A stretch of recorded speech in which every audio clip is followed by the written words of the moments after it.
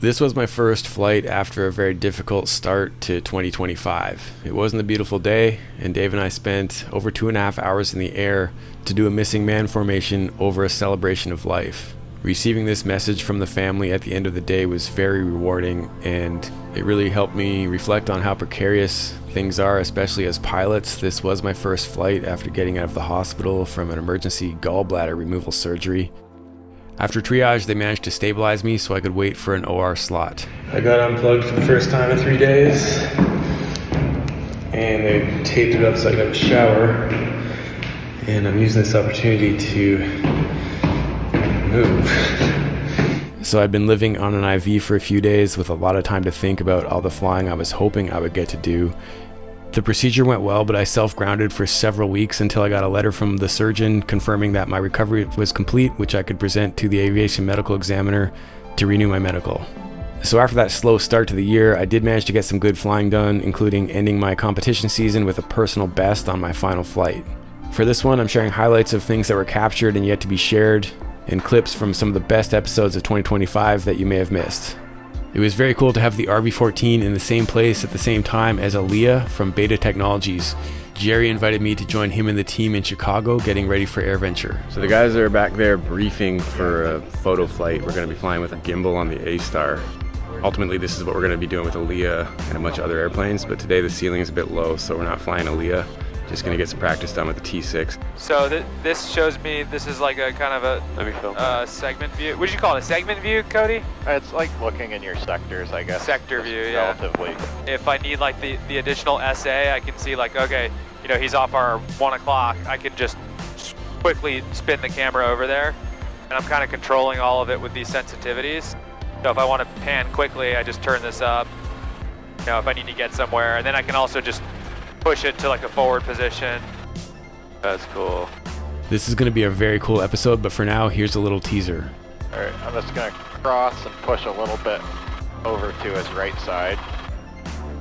One of our sort of shooting philosophies we're working on, Steve, is like anytime the helicopter's moving, it looks good. Just make use of it. Yeah. I'm full left pedal right now, so I got to slow down a little bit before I can. Looks like he's lined up and waiting. Nope, he's on the roll. Primo's 2 Golf X, so you'll be number 3, following traffic, turning up 3 mile right base. So this was still early days for Jerry and Cody working on this, but I mean, this shot was pretty awesome to see happen in real time. Perfect. That was awesome. I could do that all day. That is pretty cool. All right, let's go get him. So we got a bunch more of that, and before leaving Chicago, the guys were willing to shoot some of the best B-roll I'm ever going to get of the RV-14. And it was a real privilege to be able to capture the process of being a part of the team while these guys got ready for a very high-stakes shoot. And then it was a quick hop to get to Oshkosh, where I had the RV-14 on display right beside Aaliyah at the International Aerobatic Club. And it was exciting to see the RV-14 out there among a huge crowd from the A-Star. So I am about to fly during the air show at AirVenture to film Aaliyah. There's red line. So my thoughts on what you and Jerry are doing right now is like you're almost like dance partners where you guys have to be in step with what's happening so it works. Is that a good analogy? Yeah. We have spent the last week recording. It's really been a good opportunity to practice that kind of coordination. I do have the screen up front. It's good for me to kind of read his mind a little bit. So if I see like maybe he zoomed all the way out, I know to automatically start moving away. He'll say something if I don't get the hint fast enough. But yeah, that's not like a bad analogy. We had to cut a hole in the bottom of the A-Star to make it fit, which is a part of the STC. I'm like pretty lucky to have like an ANPIA who's also a helicopter pilot, who also flies in air shows, to be able to like do all this for you. Amazing. You guys have been practicing in all these lower pressure environments because this is a really, how many chances are you going to get the shot here? We're flying in the air show 3 times this week. This is the only time they're allowing us to do photo chase, and I'm pretty sure we're the only photo chase at the air show. So this is it. This is our only shot. And you got 6 minutes. There's 6 minutes, yeah. This is going to be this is what we rehearsed, this is what we briefed. So I don't expect to be hearing you saying much, right? Because you're pretty much going to just get it. Yeah, I think we pretty much know it. I mean, we rehearsed it several times in Plattsburgh so that Cody knows where to go. He knows his altitudes. I know what to expect. He's going to be talking me through everything that that Aaliyah is doing, but also what he's going to be doing. It'll just help me a lot because I'm kind of looking through a straw. So we'll save the payoff shots of Aaliyah at the air show for the actual episode, but here's the kind of stuff that Jerry was able to capture with that gimbal of the C-17 departing from AirVenture. This next one represents the culmination of a huge amount of work from a big team at the Canadian Aviation Museum. That's a newly restored Tiger Moth. Clear prop! Godspeed. Contact!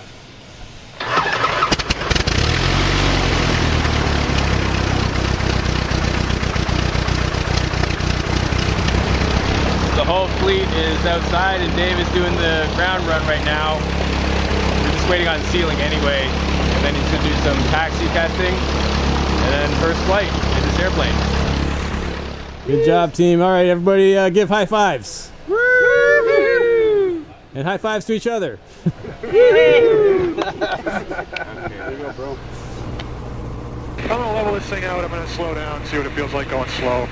So this is 60 miles per hour indicated in the back. 50, yeah, that's 60, so we're +5 in the front. Wing gauge showing 60 there. All of these disagree with each other. That's interesting. Okay, we are at 50 miles an hour. Positive aileron control still. I mean, it's a little dead, but okay, so we're showing 55 in the back, 57 in the front, 53 or so on the wing. This actually doesn't even feel slow. Airplane's still flying, very much flying. So that first flight is in post-production right now, and I'll be sharing the process of getting checked out in the Tiger Moth soon. And for this next one, if you recognize who this is before I reveal his identity, drop a comment. I don't want to make you sick with my shit. Don't worry, I'm pretty immune, but you know, knock on wood, do this a fair bit. And it's not shitty flying, you're good. It's a little bumpy. So AvGeeks may already know him as Bare Naked Pilot, but that is Ed Robertson, the lead singer from the Bare Naked Ladies. He's an instrument-rated pilot and shares some pretty cool stuff flying his SR-22 all over the place while he's on tour. And since, of course, all Canadians know each other, we've actually been friends for quite a while, but this was my first chance to get him up in the RV-14. This is such a pleasure to have your aircraft in my hangar up here. It's very exciting. I've watched so many hours of you on YouTube and Instagram, and we've been friends for a long time, so this is a really nice marriage of our two worlds. You want to do a spin? Sure. Okay, so I'll do one and then you can do one. Okay, I have control? You have control. I'm going to do competition entry only because it takes forever to decelerate. That's why they designed it, so typically they'll put a 45 line ahead of it, so you can lose all your energy in very little space. Does that make sense? Yeah. Okay, so I'm just going to level this off, and then we'll just kind of do a competition style entry. So it'll be 45, power comes off, and then coming off the line, and it should be ready to spin right here. Left, and we'll go 1.5, and then recover, and then there's my competition style recovery, all the power. Wow. And then I'm ready for the next figure because we're already at high speed. Right. I don't need to do one of those. No? No. So there's a really fun full episode coming from this, but I've already started publishing some short bits on Instagram and YouTube. That's just some of the great stuff that I've already filmed that'll be publishing in 2026, but in terms of what was published in 2025, the year-end Patreon post inspired this episode because I felt I'd created some of the best Flight Chops episodes to date. However, it was a bit of a heartbreaker when in many cases YouTube didn't serve very many impressions and thus they didn't get a chance to get clicked on, despite good retention and positive comments and likes from those that did watch the episodes. So this is a little bit of a snippet of new content that I shot related to an existing episode, working with my friend Matt to showcase the utility of home simulation and real-world flying. So then the ultimate evolution is where we're at now, which was what we did at the Houston Expo. We'll just let some beauty shots fly here. Matt kind of talks about what we built here. And so we've used like a whole bunch of products from off the floor. We've got some real sim gear technology in there. We've got some virtual fly stuff. We kind of like picked a bit from everywhere. We called it the Franken Sim. So that was us doing a talk at the Flight Sim Expo in Rhode Island. We actually flew there after Matt had practiced flying the route in the home sim, which is going to make a cool future episode. But the existing episode that I published leading into the 2025 event showcased the time that I had the RV-14 on display in Houston. So this is a few minutes before the public is coming in. We've got the same hardware that's mounted in the actual airplane so that you can really see how good SimTech is for working on your muscle memory, your flows, your procedures. This is Flight Chops 3.0 right here. So we got that awesome RAM mount. That was a recommendation from Steve really early on. We're gonna have some real sim gear hardware in here. We're gonna have some virtual fly hardware, some throttles. We're mostly done with our setup back there. Matt is working on tweaking the final settings of the sim. He's with me in the edit suite while I'm cutting this episode. And Matt is practicing the actual route that we're gonna fly to Rhode Island on the sim. And he's gonna do as much of the real flying as he can take. He's currently a student private pilot, and it's been awesome to watch how he's been using home sims to augment his training. And I've been having a fun time telling the story. The episodes covering my training with Beta had wildly different view counts, and this one, which I thought was the biggest payoff, didn't do so well, so I want to share it again here. Yeah, make the radio calls for the final full stop here. Let's not change anything. Okay. Sounds good. I think my brain is at 100% capacity. If I have to think about which finger to push a button on, that might max it out. Yeah, trying to use rudder in my hand is a big leap for me. Yep. Flying this thing without using my feet was one challenge, and this was another. I don't get any feedback from your stick to my stick, so I can't feel what you're doing. So as I'm teaching you through these landings and takeoffs and stuff, it's all verbal coaching. Yep. And I won't be coming on top to add things. So on Six Lima Fox today, the priority button's not active. So I can't turn your stick off. Okay. So we'll make super clear, if I hear I have control, I'm going to say you have control and I'm off the controls. Yeah, it's 100% you on the controls until I say that I've got the airplane. Okay. Having a little bit harder time that time. Hey, you controlled it really nicely though. Yeah, I think we got a little gust there at the end. It was super interesting to be able to capture and share the training in this all-electric aircraft. And next up, I'm learning how to fly the VTOL version of it, so stay tuned for that.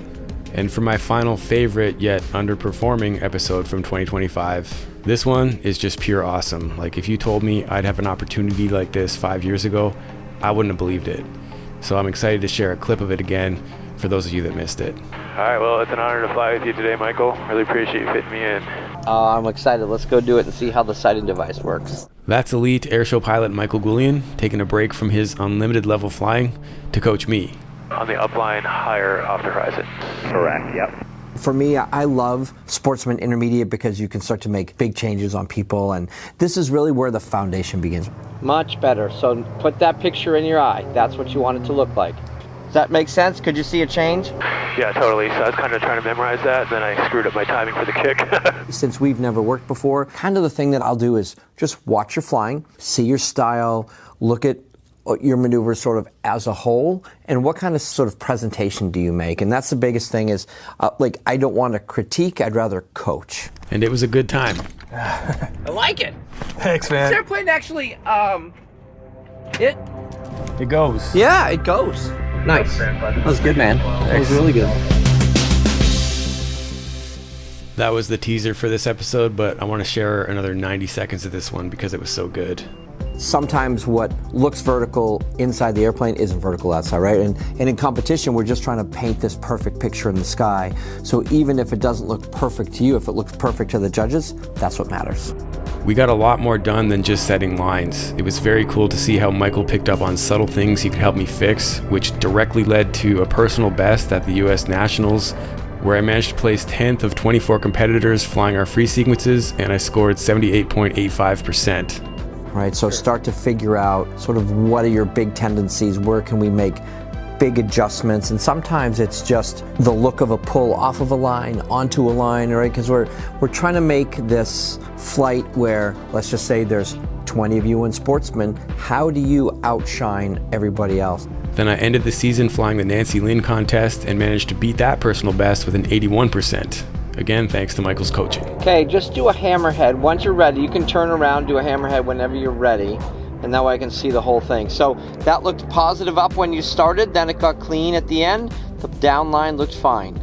In a contest, there's always just one or two people that for whatever reason, somebody that's untrained is like, that's the best one. Right. And it's just a little bit of here and a little bit of there, and that's what I try to get out of everybody, because in sportsmen there's a bunch of really good pilots, and technically they're probably all about the same from a precision standpoint, but what is it that sets you apart? So it is a little bit of this. Is it a little in tighter? Is it a little bit lower?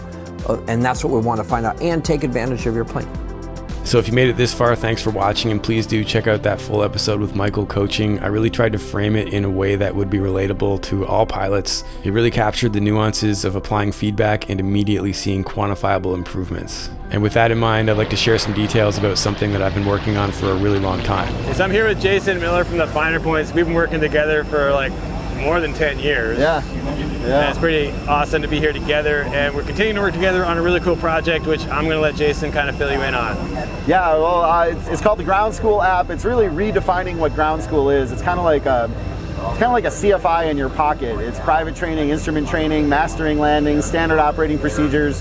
You know, I get emails all the time, people that want to fly out and to California and work with me. It's like the app is designed to fix that problem so that anybody anywhere in the world can take flying lessons with me. And I'm going to be working with Jason to build content to constantly add to it. So like this airplane is a really advanced avionics suite that I'm familiar with, but Jason's going to help me tweak some things, get some finer points, and share that kind of thing. He's got an airplane with a G1000, six-pack stuff, and I'm going to help build some content about intro aerobatics. So really we're just going to keep building content and filling it up so that the app is constantly valuable to all the users with new and improved stuff. Awesome. Yeah, looking forward to it. Keep your flight chops sharp in 2026, and here is the 1.5 turn spin for my personal best flight.